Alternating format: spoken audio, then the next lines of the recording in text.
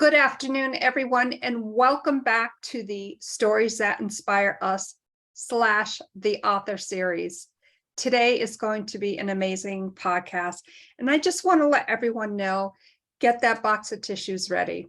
I have an amazing guest on with me today. Oops, and I forgot to introduce myself. My name is Janice, your host. I have an amazing guest on today, and let me tell you, no parent, no family should ever go through what this family has been through. Out of tragedy, she has written this amazing book called Imperfect Gems, and I have the honor and privilege of introducing the amazing Marie Del Principe. Welcome, Marie, to the Stories podcast. Well, thank you for having me. I thank you. You are so welcome. Imperfect Gems really got to my heart. I read the book, as I mentioned, about a month ago.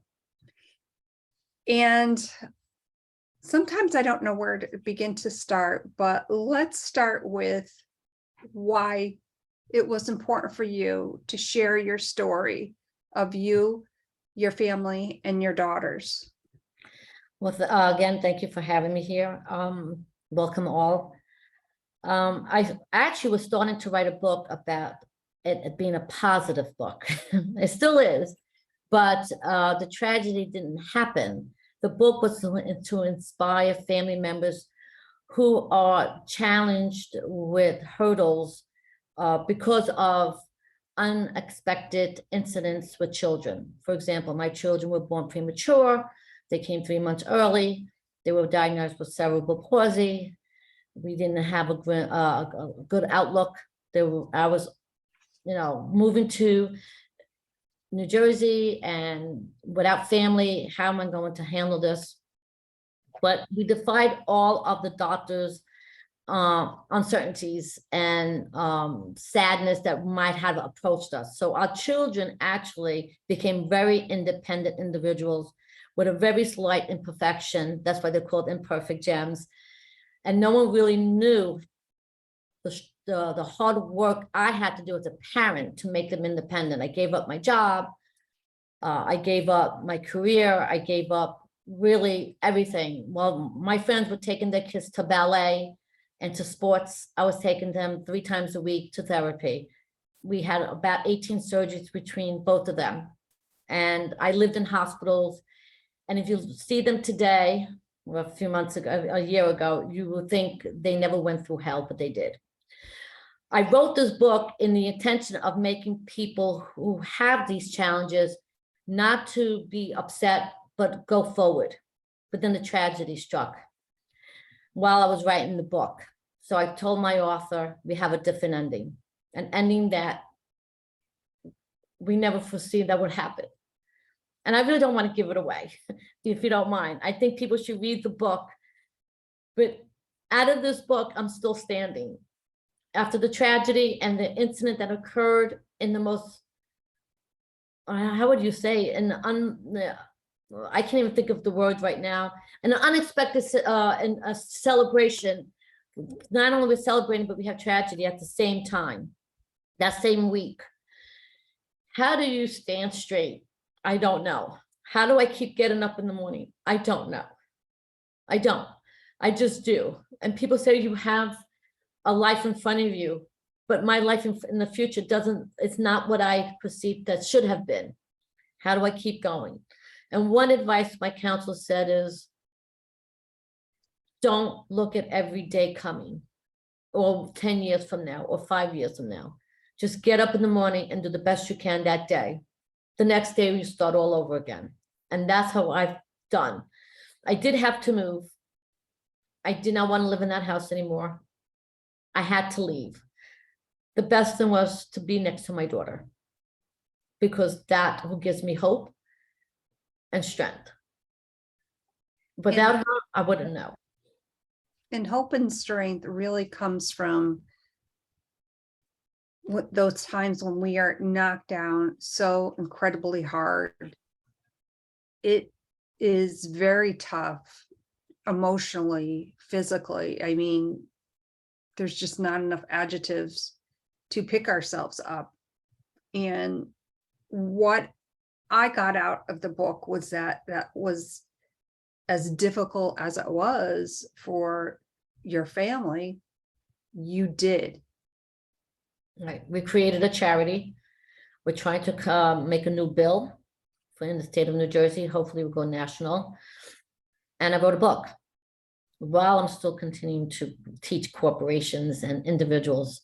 So my days are very occupied. I do find time for myself.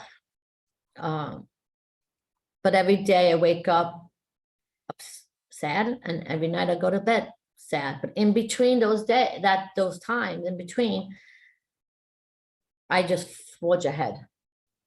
And if anybody, or if you read my book called Imperfect Gems, it is sold on Amazon.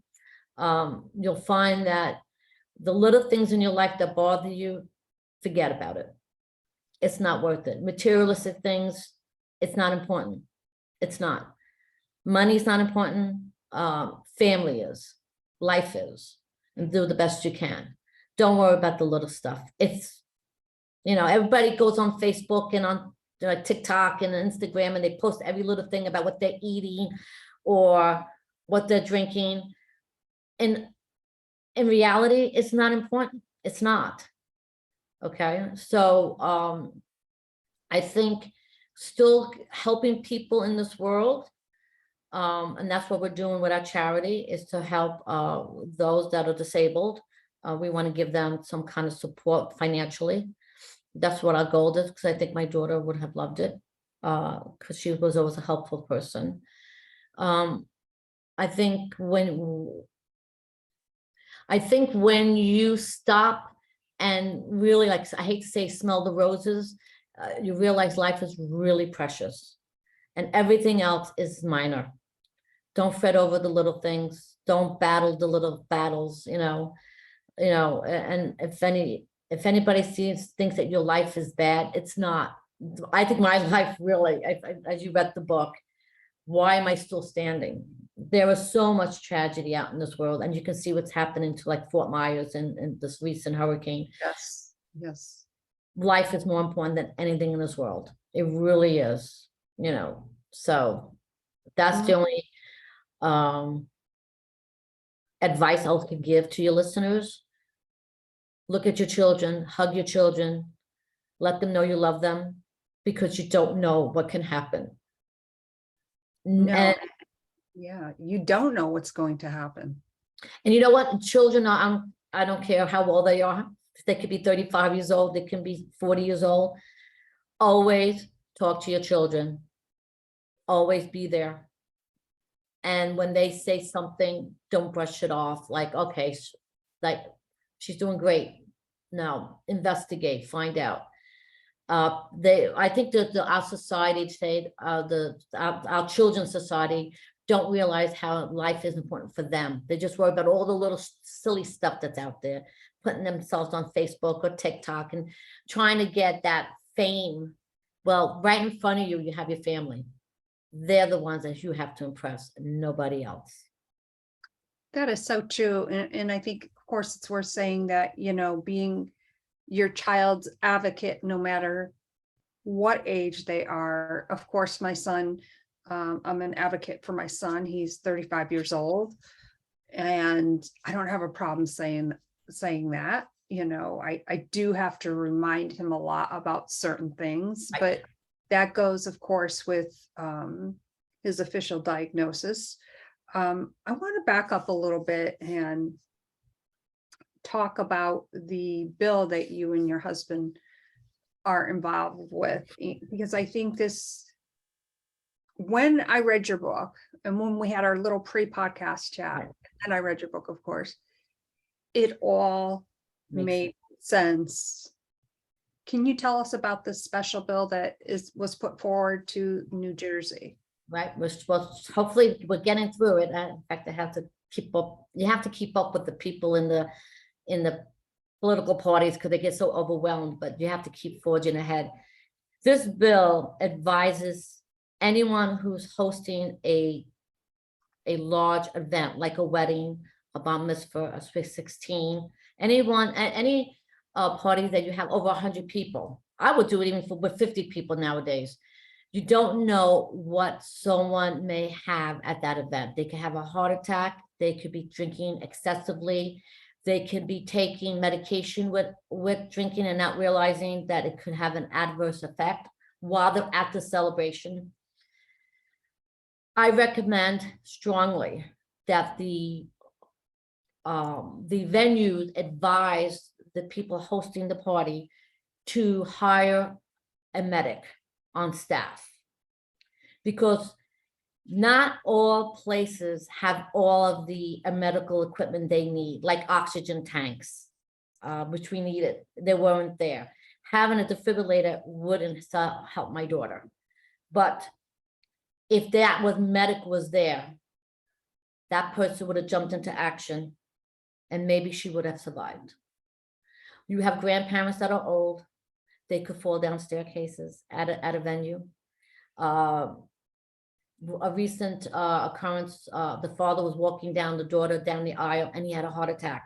If that medic was there, there's no guarantee, but the doubt that's behind your mind. Why didn't I do that? Why didn't I do that? So they're not, I mean, you're going to pay a lot of money for a venue, correct? Some of these venues can have 300, 400 people. What's $400 to have a medic stand in place? You make sure that you get fire insurance, COVID insurance, right? All that you take into place, but no one has said anything about having a medic on staff. I like this bill because not only does it keep the peace in your mind at the event, but you're hiring people who don't get good salaries for being medics. This will give them a supplement to their salary. And then you can be at peace while you're at the event. So I advise everyone, if you're going to have an event, invest in a medic. You'll thank me later on. Yeah, and something else I want to add to that, many of these event type of places have event insurance. It's not enough. It's not enough, and adding that extra layer to that. So I want to make sure that I understand the bill correctly. So is the bill to encourage the people at the events to advise people to hire someone? Right. Okay. Because having insurance doesn't save someone. If someone falls down the staircase, and in fact, a woman actually fell down the staircase while she was walking with her gown and cracked open her head. She had to be rushed to the hospital. Okay. Yeah. Things happen at events. Sweet 16 parties. You are liable for those 16-year-olds, right? And they are doing very silly things behind the parents' back at parties. Let's just face that, okay? It's just, but having a medic, if someone took some kind of illegal stuff they shouldn't have taken and they have an adverse effect or an anaphylactic shock because they didn't know there was peanuts in the sauce they were eating, and now they don't have the EpiPen, a medic can step in. Then you don't have any problems. It's just there's no guaranteed in life like an insurance. Why do we have fire insurance for our house? We don't want fire, but we do it, right? We have car insurance. Hopefully we don't have a car accident. Same thing with a medic. So the bill is just advising families. You don't know the health history of your guests, and you cannot prevent mishaps, but you can assist if there is a mishap. And when you want that clear conscience, it's not a law that you have to have it, but it just advises people. By the way, we recommend not only do you get cancellation insurance, but get an insurance for having a medic. In a roundabout way, I think, and first of all, I want to say welcome to all of our listeners on the Wisdom Audio app. I see some familiar names, so thank you so much for being here today. I think in a roundabout way, and I am not going to go into details because I respect our conversation before we hopped on. I think in a roundabout way, something came out. And I just want to say that I kind of want to go back to where your daughters start, like that moment when you saw the progress of all of your hard work as a mom, advocating on their behalf, taking them to therapy, and how they really blossomed. I think is such a beautiful part of the story. Right. When we used to walk in the mall and my daughter would fall because of her cerebral palsy, I stepped back. I said, you need to get up. But I had these wacko parents come after me, say, pick up your daughter. Like, no, if I pick her up now, she'll never be able to pick herself up off the floor. She'll let her struggle. She'll learn the trick. She needs to be independent, both my children. And I was really nasty to these parents. Like, you don't know what it is to try to make your child independent. And you don't have to have a disability to make your children independent. I made my children wash their clothes, clean their room, help me with cooking. These are responsibilities as parents to pass down to the children. We just added another responsibility, was making them physically independent. But there are parents that do everything for their kids, and the kids can't even tie their shoelaces, and they're not physically handicapped. Okay. So my book is stressing parents, you got to make your kids independent from you, because you don't know you're going to be here forever. You're not going to be here forever. Let's just face that. There's going to be one day you won't be here. And I want to make sure my kids were able to be totally independent financially, understand about the 401ks, about saving money. We taught them how to do that. We taught them how to walk independently and not to, and of course, people will stare when they were kids and they would be looked at and shunned down. And my kids would turn around and say, hey, my mom is from the Bronx. You want to watch out. She could kick your butt. You know, stop looking at me, you know, because kids are really nasty. And if that stems from the parents, I'm sorry. When my kids saw, and we grew up with family members that were mentally disabled, my kids never shunned them. In fact, they embraced them. They played with them. They hugged them. They didn't make them anything different than you and I are speaking. My kids, I'm so proud of them because they actually embraced life and people around them, and that we're all made differently. And you may be, in your eyes, you think you might be perfect, but no one's perfect in this world. And we don't have control of our life, right? So I'm so proud of my kids. And that stems from being a parent. So that's my advice. Being a parent, obviously, we know that there are so many challenges, and especially when something very tragic and unexpected happens.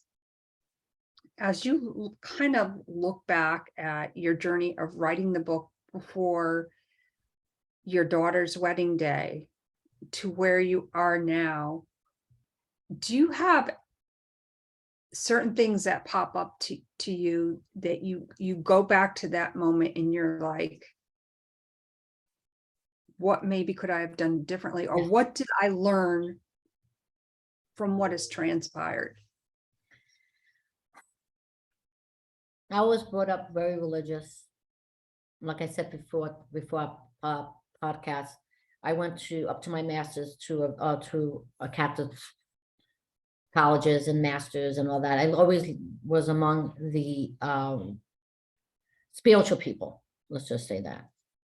And I always believe that doing good on this earth leads you to a better ending, right? A rest in peace kind of thing. And I still believe that today, even though I have a lot of animosity right now, and a lot of, no, I don't want to use the word hatred. It's not hatred. It's disappointments, okay, that things happen in my life that should never have happened.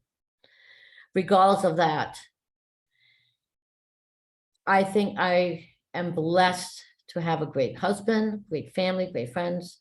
I'm blessed that I have this opportunity to be with my daughter, even though it's a short time.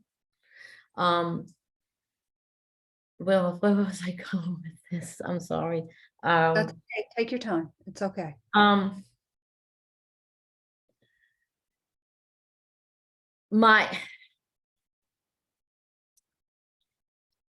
Looking back into time and all the struggles we dealt with, I have met a tremendous amount of good people, from the doctors to the therapists to friends to their friends.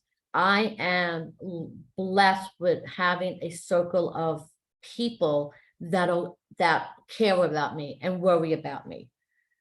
And that's so fortunate for me. A lot of people don't have that ability, or don't have that opportunity to have people that call you every day and say, how are you doing today? We're thinking about you. That keeps me going. I think having that circle of friends and family that worry about you makes me say, okay, I can live another day. What do you think is your greatest lesson? Every day is a lesson for me. I have lived through everything, and if you read my book, you can see my bucket list. It's a bucket list that people don't want to be on, right? I'm on every one of those things. Lessons. I think the only thing that the lesson is for me is to give everybody a lesson. I think that's the only way I can say it. Okay. When I meet people and they hear about my story, I just keep telling them, you know, life is precious. Love your kids. Don't give up on them. Don't be estranged from your family or your kids, because that's the only thing that matters in life. That's the lesson I think it is. Having, you know, an $80,000 car is not important. Having a mansion is not important, because you know what? Without your family and friends and the love and support, you know, it's like it's a wonderful life. That's what it really is. At the end of the story, it comes down to what you do for people. And I think that's what I do. It's always helping people. I will never stop helping people. And that is so evident as you and your husband have started a charity. Can you tell us a little bit more about that? We're donating money to the Asthma Society and those that have physical disabilities who need equipment that they cannot afford, or they cannot get it from the state for whatever reason. We want to support them with some of the monetary burden. And for us, that's the best way we can keep the charity alive. It's called A Breath for Alessandra. And I should put in the chat, if you don't mind, I can put in if anybody would like to look at this site, they're welcome to and donate. We have raised, we did our first charity. So let me just do this really quickly so that I can put it into our chat. Oh, yeah. And A Breath for Alessandra, we was overwhelmingly the first year. We just did it last year. We had to send people away. We couldn't, it was a golf outing with a dinner afterwards. That was a what do you call, like a basket auction. Yes. And we raised over $30,000 the first. Oh my gosh. Yeah.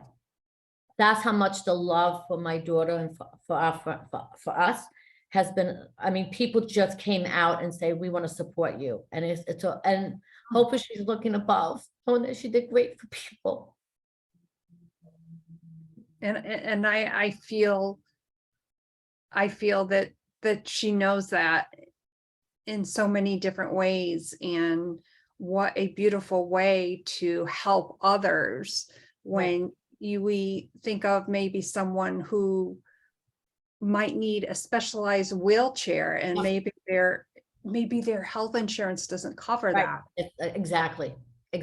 So that's what we're doing now. We are meeting with the committee to decimate, to to disseminate the funds that we need appropriately. We're also working with Plan NJ. They are a nonprofit organization that helps people who are somehow physically or mentally delayed. They cannot be on their own when their loved ones pass, and there's no living relative to help them. So if the parents don't outlive their child who's disabled, who's going to help them? So Plan NJ, I think it's NJ Plan or Plan NJ, I always get confused. They just Plan NJ. They will be an advocate for this child, put them in a home, and will also make sure that there are the assets that were left behind is disseminated to that person, and make sure. So we are helping them too with donations. Yeah. So Wow. we are just spreading our wings, just like my daughter has done. And but I do want to say something. If you purchase this book, okay, called Imperfect Gems, I just want you to look at that angel back there in the form of a cloud, right? The cloud is in the form of an angel. I didn't know if I should write this book. And so I went on my back deck and I said, Alessandra, give me a sign. Let me know. That cloud was above my head.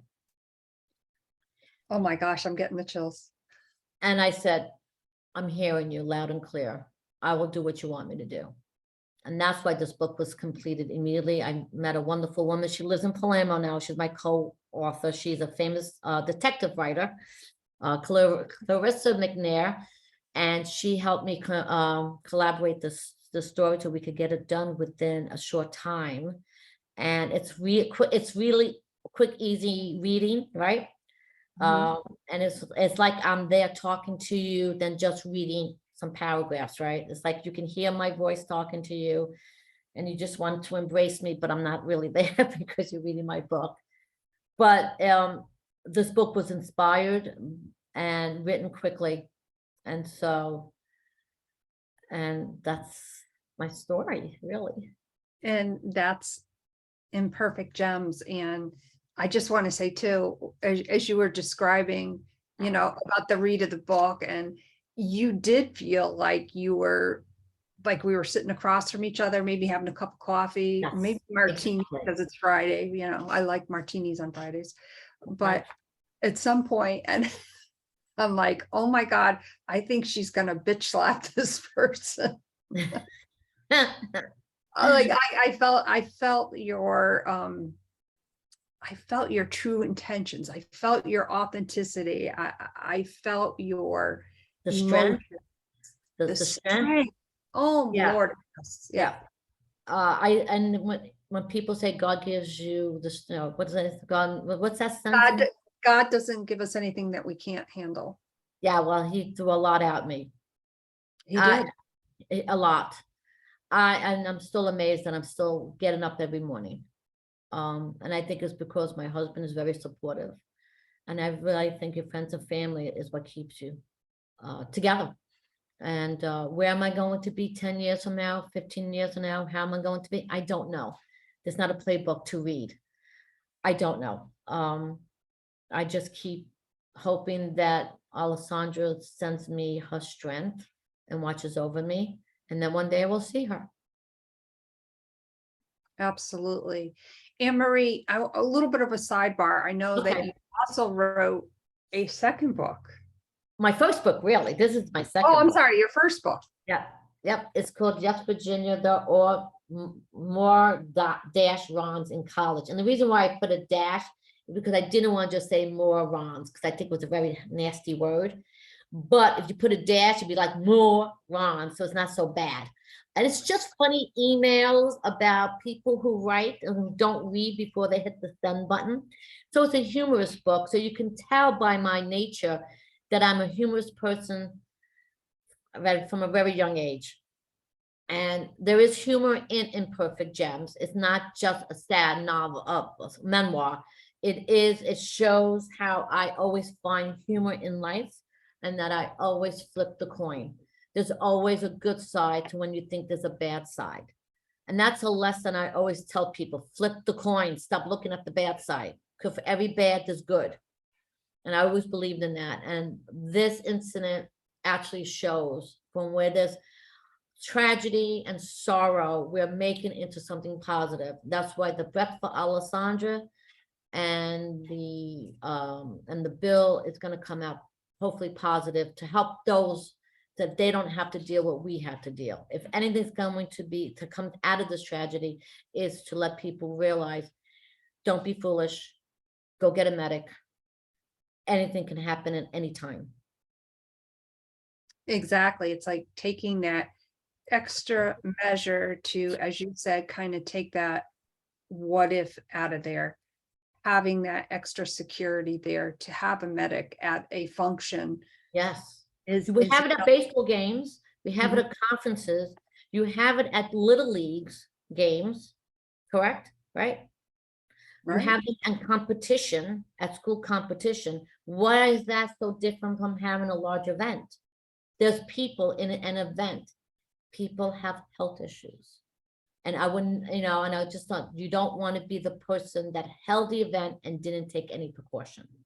So if this can go national, I'd be so happy. Somehow I have no doubt that it will. I go don't now. know. I'm ready to have it done. I'm ready, put it on the books. It's now I'm just waiting for the people to sign it in. So it takes a very long time.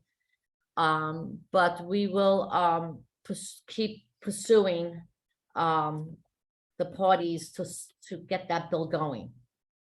And I think it's just, while that is happening, I think it's definitely worth repeating. If you especially among our current listeners, and of course, those who will be listening to the podcast, if you are in the process of planning an event where you're going to have 100 or more people at your event, take that extra step. And, maybe it's something as simple as calling your local fire department, who can suggest a company that, they can direct you in the right place as to whom you should hire. Janet, you could go on the internet and say medics to hire. They're out there. They're out and yep, medics to hire. You'll find a whole bunch of websites that they will come to you wherever your party is. In fact, can I just tell you a quick story? Absolutely. A week after our incident, my neighbor was actually one of his co-workers had twins, and she was having an event at her house, and her daughter passed away. We're not knowing the same exact occurrence like my daughter had, the same exact health issue, same exact, just a week later. So it does happen. Oh my gosh. Yeah. And they were twins just as well. It was like a mirror image just a week later. Oh my gosh. Mm-hmm. Whew. I want to thank again all my current listeners on the Wisdom Audio app. We have just a little bit of time left, and I would welcome the opportunity for one of our listeners to come up if you want to join in the conversation, or maybe you have a question that you may want to ask Anne Marie, and we'll give that just a moment. Excuse me, I'm just going to take a quick sip here. And by the way, today's National Podcast Day. Really? And yeah. We have a national everything. I know. I can't keep up with it. It was, this day, that day. Wow. Anne Marie, I know that you gave me the links for your book. You gave me the information on A Breath for Alessandra. That's such a beautiful name, by the way. I love that. Both your daughters' names are beautiful. Both your daughters are very, very beautiful. Where can also our viewer and listeners, do you have a Facebook page or? Yes, I do. I'll do that right now. So let me just get into Facebook. I don't know everything by hand. I think after this tragedy, my brain cells don't actually hold a lot of information anymore. So let me just get to it. Okay, so I can give you a breath for Alessandra. We also have an Instagram on that as well. So how do this is sad. Should have been prepared. That's okay. I mean, you could always send it to me afterward. Don't you have like when you have your groups, you're supposed to see it, but now Facebook changed and now I can't find my group. Don't worry about it. It's all good. We'll figure it out. And I could look that up as well. I found it. Okay, perfect. So I think you just put a breath for Alessandra and yeah. I'll look for that. Not a biggie. I want to thank Anne-Marie. I want to thank you and your family so much for sharing your story in such a way that honors your family's journey, but also both of your daughters. And my hope is, well, I know that your charity is already doing phenomenal. I think that is so exciting. You had your first fundraiser, raised 30K, and so many people are going to benefit from that charity. That just warms my heart. And this is the beauty of live podcasting. Somebody keeps trying to call me. And the fact that you and your husband have dedicated such time and energy to get this bill, please keep us posted. I would love to hear what is going on with that. Yes, we will post things on Instagram. It's called A Breath for Alessandra, and it's underscore in between. I think if I can put this in the chat right now. So you can go on our Instagram. We are going to hold another charity. We will be in New Jersey. So if your listeners are in New Jersey, keep okay, I just lost it now. That's not good. Okay, well, I'm going to go ahead and do the sign off on Wisdom. Again, I want to thank you so much for being here today, and then we'll do the official sign off on Zoom here. As you all of you know, if you have a story to share, it is that important. That means that somebody needs to hear it to be inspired. I hope you all have an amazing day, and prayers to all of my family and friends in Florida, and to your families and friends as well. We'll see you again real soon. Thank you so much, Wisdom. Have a great day. Hey, everyone. I want to take this opportunity again. Although when tragedy strikes, we're never prepared for a tragedy, but take that next level of, if you are having an event, make sure you use that $400 wisely and hire a medic. This has been so amazing. I can't wait to have you on again, because once people start reading the book, we got to have you back on again. Okay, yes, I will love that. Thank you so much. I thank you for the opportunity. I thank you for the listeners. I hope they buy the book, and they can always send me a note in for Imperfect Gems. The website's by my name, and they can always send me a note. Wonderful. Well, thank you so much, everyone. You know, these are the stories that inspire us. We take those tragedies and hopefully they bring, excuse me, they bring us forward to where we honor what we've been through in such a way that inspires others and can benefit others. My name is Janice, your host of Stories That Inspire Us / the author series. And today I was truly inspired by the amazing Marie Del Principe. Thank you so much, everyone.